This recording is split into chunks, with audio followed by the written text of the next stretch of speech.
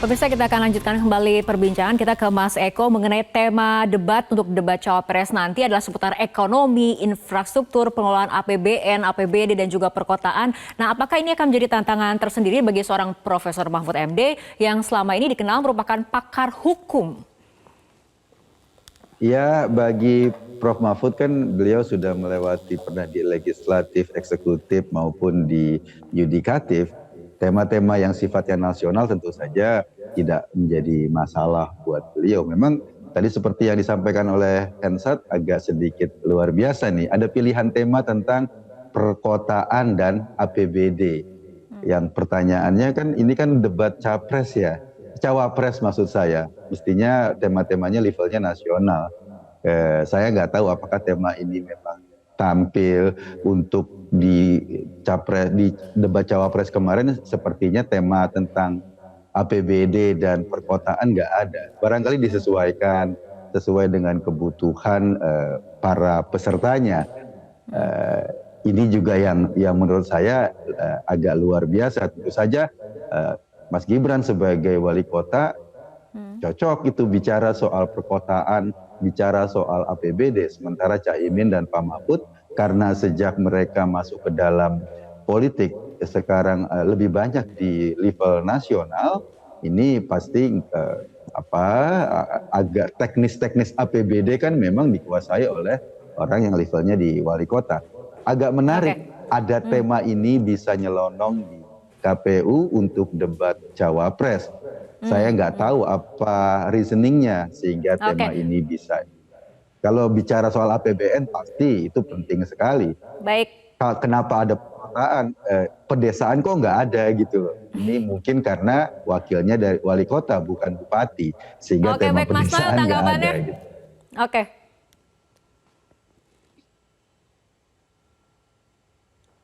Mas Noel, tanggapannya? Mungkin agak sulit juga meng-counter isu itu. Nampaknya komunikasi dengan Mas Noel ini memang agak terganggu. Mas Hensat, tanggapannya deh.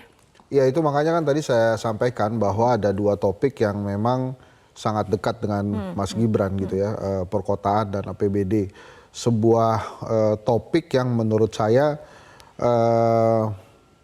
memang berada pada level harusnya debat pilkada ya.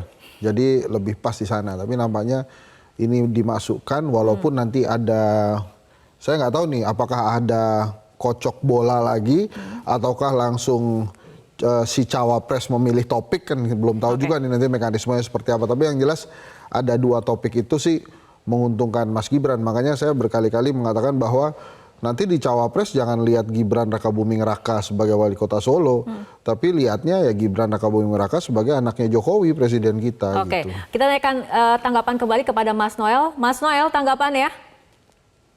Yuk, soal yang mana nih Mbak? Ini sinyal kurang bagus di sini tadi. Gimana? Oke, mengenai tema debat sampai kemudian ada pengelolaan APBD, perkotaan, yang nampaknya ini nantinya memang temanya seolah-olah menguntungkan dari Cawapres Gibran sendiri, seperti itu? Saya rasa nggak juga, karena biar gimana pun Caimin ini kan dia berkali-kali menjadi anggota dewan, dia bicara tentang anggaran, begitu juga Pak Mahfud, semua pasti berbasis data, begitu juga Mas Gibran. Saya rasa soal nanti APBD dan sebagainya, semua saling menguasai, karena semua nanti akan berbasis data. Tinggal nanti kita lihat siapa yang lebih unggul dalam menyajikan sebuah data-data atau argumentasi-argumentasi yang rasional. Karena biar gimana pun Mas Gibran kan levelnya wali kota gitu, yang selama ini orang merendahkan. Tapi saya yakin apa yang dipersiapkan Mas Gibran itu sudah cukup lah dalam menghadapi debat nanti. Dan publik akan diberi semacam surprise lah ya. Hal yang mengejutkan nanti ternyata Mas Gibran sangat menguasai sekali. Sama halnya kayak kemarin Pak Prabowo. Orang selalu merendahkan Pak Prabowo dalam soal perdebatan. Ternyata Pak Prabowo kan menguasai sekali dalam perdebatan kemarin. Kayak gitu kira-kira Mbak. Oke, baik, kita kembali ke Mas Hensat. Anda memprediksi seperti apa sih debat Cawapres nanti? Karena ini sebetulnya sedang ditunggu-tunggu halayak ya, publik, debat Cawapres ini. Iya, pasti akan menarik ya. Dan semua mata, saya tidak terkejut bila semuanya poin ke Mas Gibran gitu. Karena bukan saja dia menolak di beberapa debat non KPU, tapi juga karena ceritanya yang melalui proses Mahkamah Konstitusi dan lain-lain. Jadi memang orang melihat bahwa seberapa mantap Gibran, apakah nanti kita di seluruh Indonesia akan tergibran oleh presentasinya Gibran, maka ya nanti kita akan lihat aja hasilnya dia ngegibranin kita atau memang Gibran banget gitu kira-kira. Oke.